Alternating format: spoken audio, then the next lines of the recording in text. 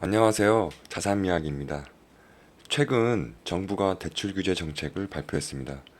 아파트를 매수하려는 분 또는 매도하려는 분들께서는 혼란이 있을 수 있을 것 같은데요. 원래 정책을 내고 나면 어느 정도 기간을 주곤 하는데 이번에는 정책 발표와 동시에 바로 시행되는 거라 곳곳에서 불만이 늘어나고 있습니다. 이러한 부동산 대출 규제를 시행하는 이유는 수도권 지역의 주택 거래량 증가로 최근 수도권 중심의 주담대가 크게 확대되고 있기 때문인데요. 표면적으로는 맞는 말이지만 정확하게 말하면 수도권 집값이 가파르게 상승하고 있기 때문입니다. 예상한 대로 세금 관련 제도는 포함되지 않았고 전부 대출과 관련한 정책인데요. 이 중에 가장 강력한 규제는 단연 주담대 6억 원 제한입니다. 말 그대로 어떤 아파트를 사는지 간에 무조건 6억까지만 대출을 해주기 때문에 고가 주택을 매수할 계획이 있으신 분들에게는 청천벽력과 같은 소식이었을 것 같습니다. 이 규제로 고가 주택의 수요가 줄어들 수밖에 없을 것 같습니다. 그리고 내가 갚을 수 있는 능력이 있음에도 불구하고 못 사는 분들이 가장 큰 피해를 볼 듯합니다. 이것 외에도 여러 가지 규제가 발표됐었는데요. 그 중에서 중요한 부분인 한 8가지 정도만 빠르게 살펴보도록 하겠습니다. 첫 번째로 수도권 내에서 그 유주택자가 추가 매수 시 주담대를 받을 수 없는데요. 그 단 1주택자가 기존 주택을 6개월 이내 처분할 경우만 주담대를 받을 수 있습니다. 다시 말해 실거주가 아닌 이상 주담대를 이제 받을 수가 없습니다. 두 번째로는 그 생활안전자금 목적 주담대 한도를 보통 그 자율관리, 은행별 자율관리를 통해 1억에서 2억 원까지 제한을 했는데요. 이제 이게 그 최대 1억까지밖에 받을 수가 없습니다. 그 원래 이주택자는 아예 받을 수도 없었고요. 다음은 그 주담대 만기를 30년으로 제한했습니다. 만기를 40년에서 30년으로 제한하면 아무래도 매년 갚아야 상한 금액이 늘어나기에 대출 금액이 꽤 많이 줄어들 것으로 보입니다. 네 번째는 수도권 내 소유권 이전 조건부 전세 대출을 금지합니다.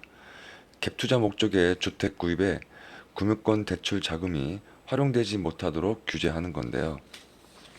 이 부분은 조금 이따가 더 자세하게 다뤄서 설명드리겠습니다. 다섯 번째는 앞서 설명드린 주담대 최대 한도를 6억으로 제한한 내용입니다. 무조건 최대 6억을 다 해주는 게 아니고 자기 소득 기준, 흔히 말하는 DSR 비율 등에 따라 주담대 금액이 달라집니다. 그리고 그 금액이 최대 6억 원을 넘지 못하는 건데요. 참고로 분양시 실행하는 중도금 대출은 제외하고 잔금 대출을 위한 주담대 한도를 6억 원으로 적용하는 겁니다. 여섯 번째는 생애 최초 주택 구입 시 80%였던 LTV를 70%로 축소했습니다.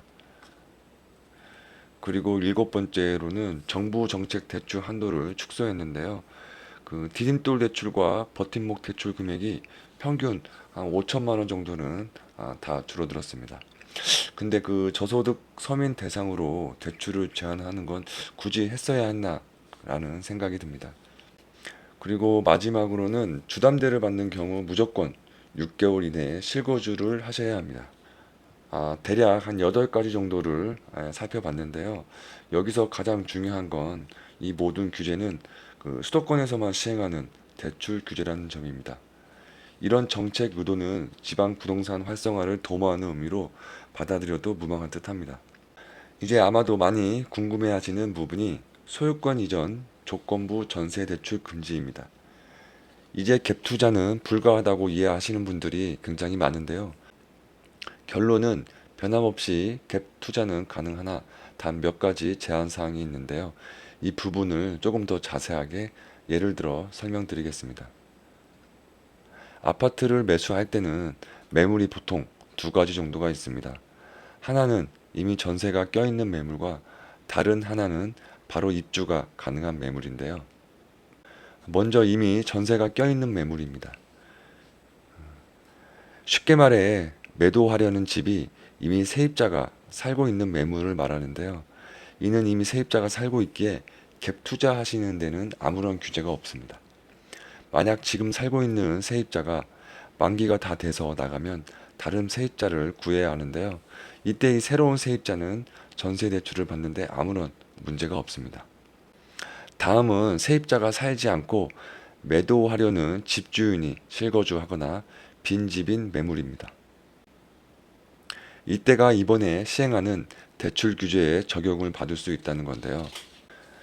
이런 매물을 매수할 때 세입자가 소유권 이전 조건으로 은행에서 전세 대출을 받을 수 없다는 겁니다. 왜냐하면 매수자에게 소유권이 아직 넘어가지 않았기 때문인데요. 잔금을 매도자에게 모두 줘야 소유권 이전이 가능한데 보통 세입자 전세금으로 충당해야 하기 때문에 여기에 들어가는 전세금에 구매권 자금이 들어가는 걸 금지하는 겁니다. 결론은 실거주도 하지 않은 갭 투자에 금융권 대출을 금지하겠다는 의미입니다. 만약 세입자가 전세 대출을 받지 않고 자기 현금으로만 들어온다면 이런 규제에 걸릴 이유가 없습니다. 아무 문제 없이 투자가 가능한 거죠. 하지만 대부분 일부 전세 대출을 받기 때문에 이런 갭 투자가 앞으로 어려워질 수 있습니다. 이건 분양받으신 분들에게도 똑같이 적용됩니다. 보통 입주 시 대부분 세입자의 전세를 받아서 잔금을 치르는데요. 이때 세입자가 전세 대출을 받을 수가 없습니다. 다행히 규제 전에 분양받은 주택에 한해서는 주담대 6억 원 최대 한도가 적용되지 않으니 그나마 다행이라고 할 수 있겠네요. 내가 정말 갭 투자를 하고 싶다면 전세 안고라는 문구가 있는, 즉 세입자가 현재 살고 있는 매물에 투자하시면 됩니다. 그러니 최대한 만기가 적게 남은 매물이 인기가 많아질 가능성이 큽니다. 또한 매매가 대비 전세가율이 높은 상급지부터 매물이 빠르게 소화될 가능성도 있어 보입니다. 안 그래도 서울은 현재 신규 공급 물량이 매우 부족한 상황입니다. 이번 6억 원 대출 제한 규제로 인해 아파트 매물마저 더 줄어들 것으로 보이는데요. 이미 6억 원 이상의 대출을 받은 사람들 입장에서 지금 집을 팔게 되면 다시 6억 넘는 대출을 받을 수 없기 때문에 갈아타거나 더 나은 집으로 옮기기가 사실상 굉장히 어려워집니다. 그렇다면 이런 상황에서 과연 이 사람들이 굳이 집을 팔려고 할까요? 이번 규제는 단순히 대출 한도를 줄이는 조치를 넘어 기존 보유자의 매도 의지를 꺾는 결과를 초래할 수도 있다고 생각합니다. 지금까지 소유권 이전 전세 대출을 금지하는 규제를 최대한 쉽게 설명해 드렸는데요. 이해가 잘 됐는지 모르겠습니다. 조금이나마 투자에 도움이 됐으면 좋겠습니다. 다음에도 더 좋은 정보를 정리해서 알려드리도록 하겠습니다. 지금까지 자삼 이야기였습니다. 시청해 주셔서 감사합니다.